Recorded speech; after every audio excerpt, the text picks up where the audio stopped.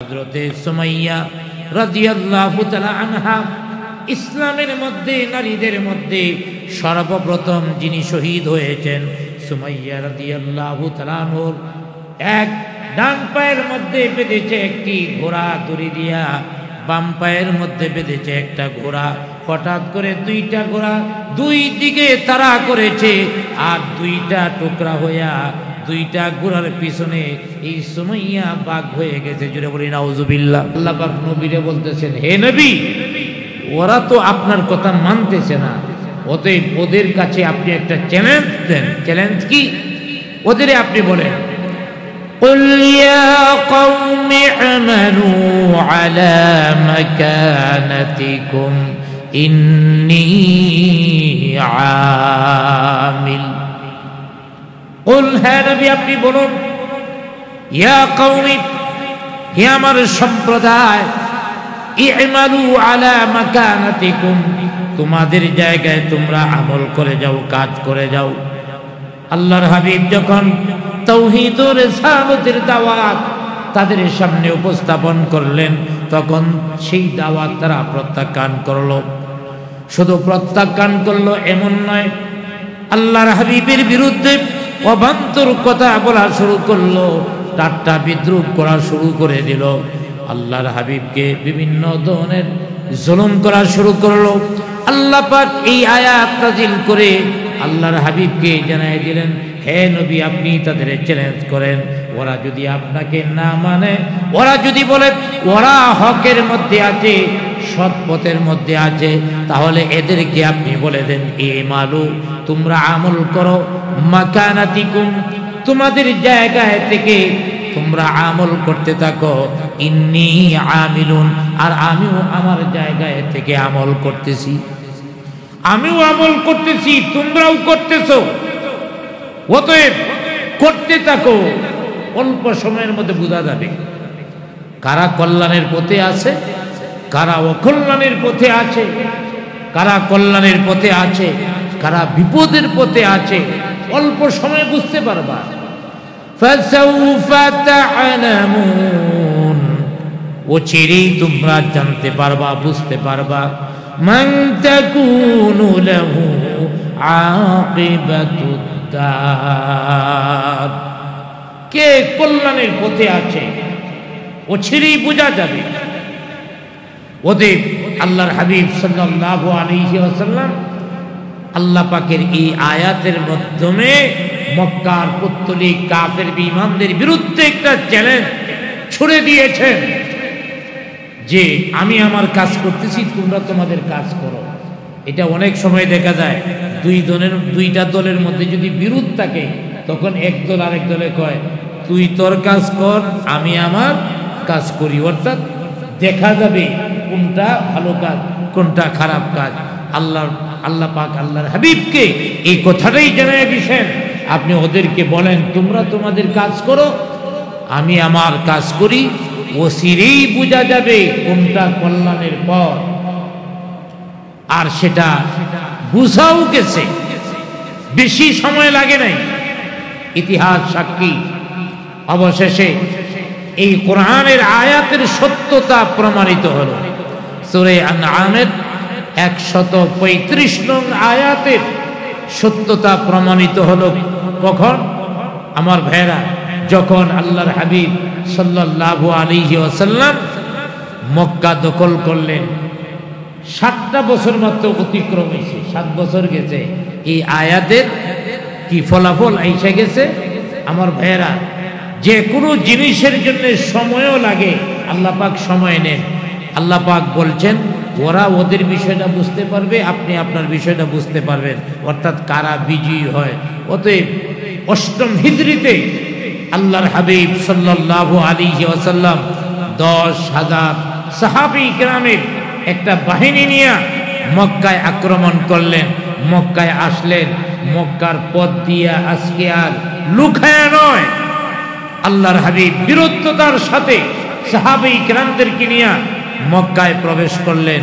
ওই পথ দিয়া, যে পথ দিয়া একদিন আল্লাহর হাবিব সাল্লাল্লাহু আলাইহি ওয়াসাল্লাম একেবারে নীরবে নির্জনে তার একান্ত বন্ধু হযরতে আবু বকর সিদ্দিক রাদিয়াল্লাহু তাআলা আনহুকে নিয়ে তিনি চলে গিয়েছিলেন কেউ যাতে না দেখে। একটা দিন যাওয়াটা ছিল নীরবে, কেউ যাতে না দেখে।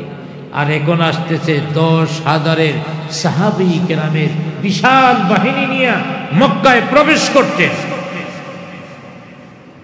আল্লাহর হাবিব সাল্লাল্লাহু আলাইহি ওয়াসাল্লাম একটা সময়ে মক্কায় ছিলেন অবহেলিত, নির্যাতিত, নিপীড়িত।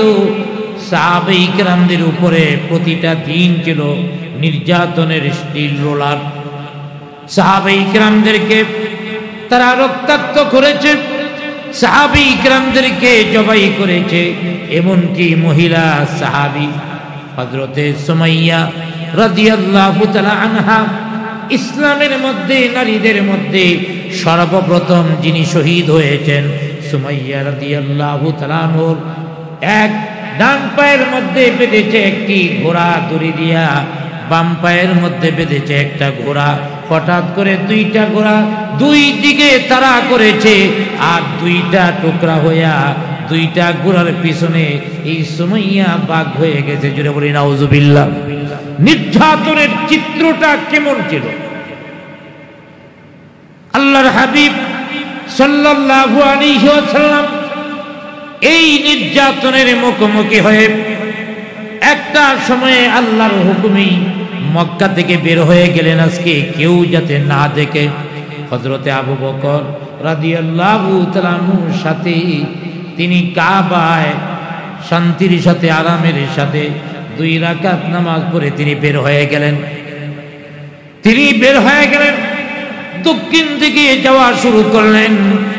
যারা হতে গিয়েছেন তারা জানেন কাবা শরীফের দক্ষিণে 2টা রুট ভাগ হয়েছে।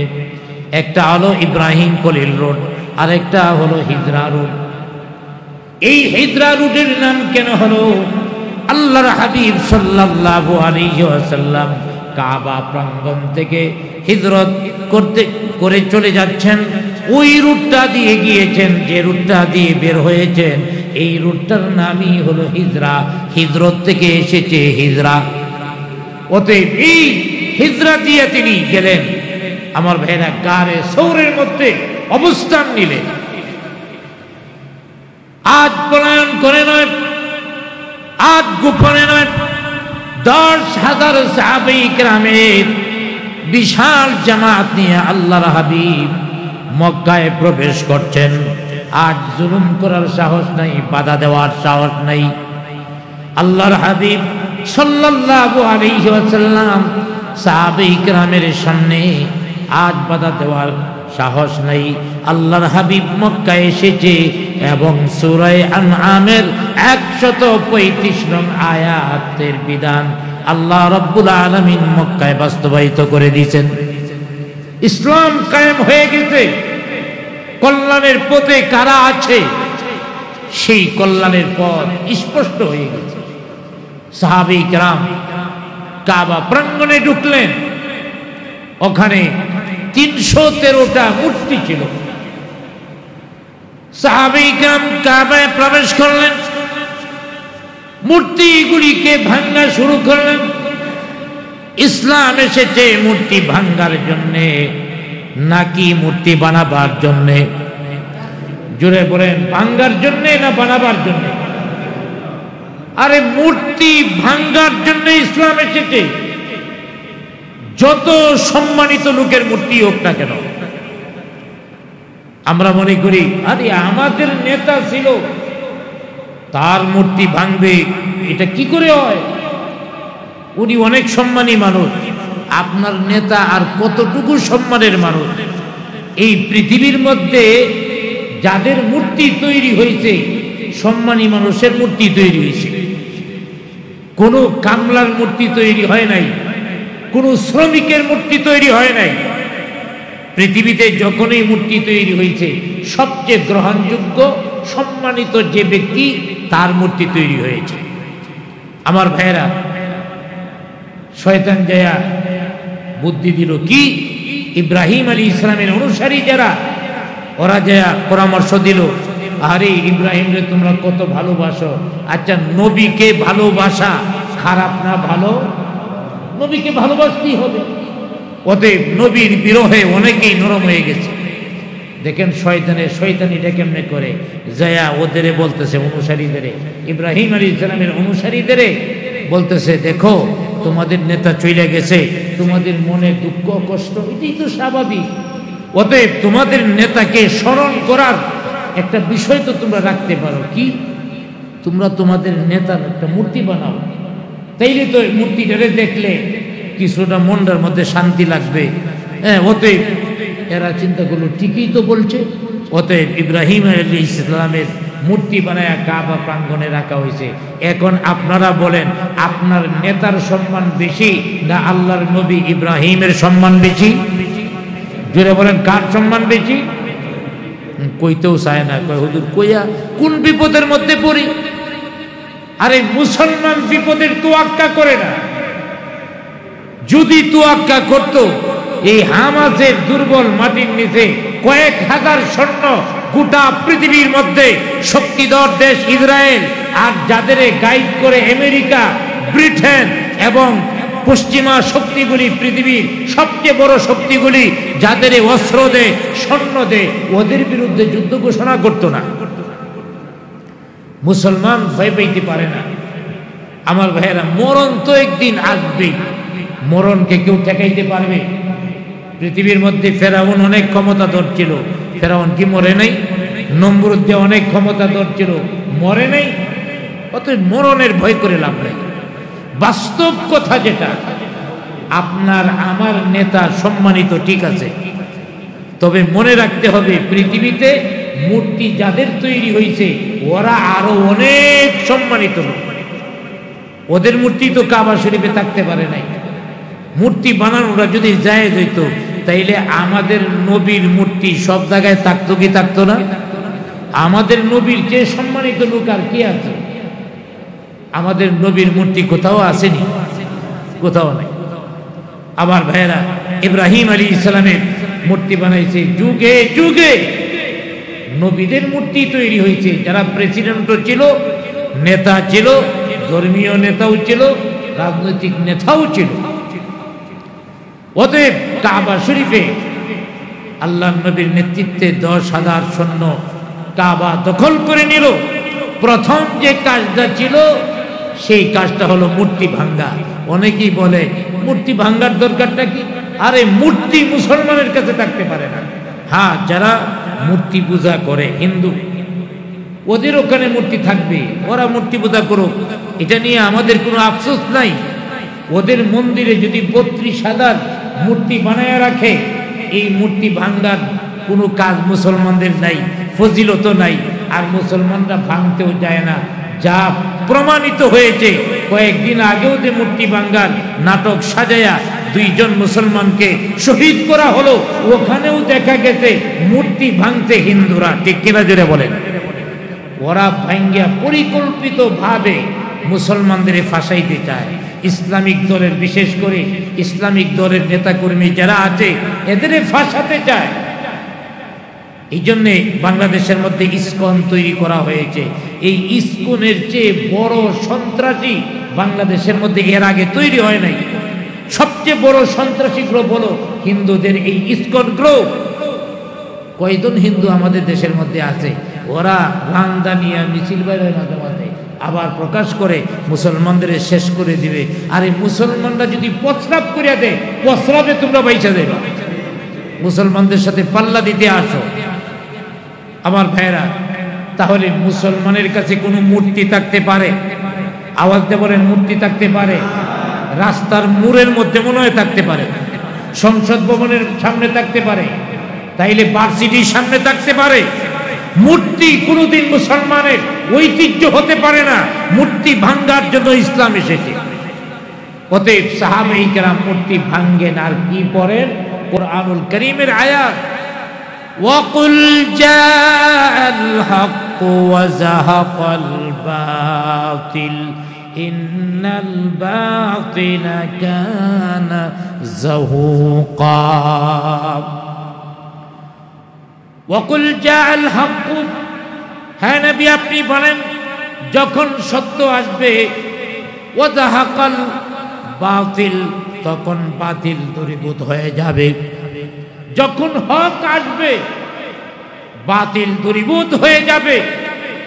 ইন্নাল বাতিলা কানা যাহুকা, আর বাতিল দূরীভূত হওয়ারই, বাতিল দূরীভূত হবেই। আমার ভাইরা, ওদের বাতিলপন্থী যারা এরা মনে করে সাময়িকভাবে মুসলমানদের উপরে যদি নির্যাতন করি, আক্রমণ করি, তাইলে মনে হয় মুসলমান শেষ হয়ে যাবে। না, সত্য আসবে, বাতিল দূরীভূত হবে। হত্যা করে, শহীদ করে মুসলমানদেরকে দুর্বল করানো যায় না। আমি বলতেছিলাম যে এই আয়াতের বাস্তবায়ন এসে গেছে 8ম হিজরিতে। আল্লাহর হাবিব 10,000 সৈন্য নিয়ে তিনি মক্কা দখল করলেন, আক্রমণ করলেন, দখল করলেন। আর 360টা মূর্তি ছিল, সবগুলি মূর্তিকে এই আকামা মূর্তির প্রয়োজন আর নাই। মুসলমান মূর্তি পূজা করতে পারে না, মূর্তি রাখতেও পারে না। এটা বাফের মূর্তি হোক, আর নেতার মূর্তি হোক, আর কোন নবীর মূর্তি হোক, মুসলমান মূর্তি রাখতে পারে না। ওদের আমাদের এই বাংলাদেশ, যেখানে প্রায় 92% উপরে মুসলমান বসবাস করে, এই দেশের রাস্তায়, এই দেশের ভার্সিটির সামনে, এই দেশের মোড়ে মূর্তি থাকতে পারে না। হাত থাকতে পারে যারা মূর্তি পূজা করে ওদের দেশের মধ্যে। এটা মূর্তি পূজারীদের দেশ নয়, মুসলমানদের দেশ। ঠিক কিনা জোরে বলে? মুসলমানদের দেশে মুসলমানদের চিহ্ন থাকবে। আপনি মিনার বানান, মোড়ে মোড়ে মিনার বানান, এই ধরনের দৃশ্য দিতে পারে।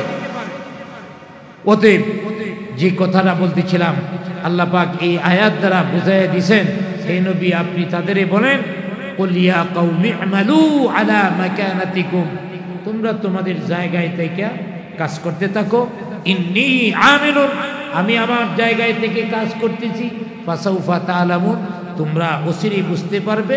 মান তাকুনু লাহু আকিবাতুদ দার, কে দুই দলের মধ্যে কল্যাণকারী। অতএব এটা বুঝে আসছে 8ম হিজরিতেই আল্লাহ পাক দেখায় দিয়েছেন ইসলামী কল্যাণের পথ, ইসলামী মুক্তির পথ। এই কল্যাণের পথ, মুক্তির পথে আমরা যেন সব সময় থাকতে পারি। আল্লাহ পাক তৌফিক দান করুক। সকলে বলি আমিন।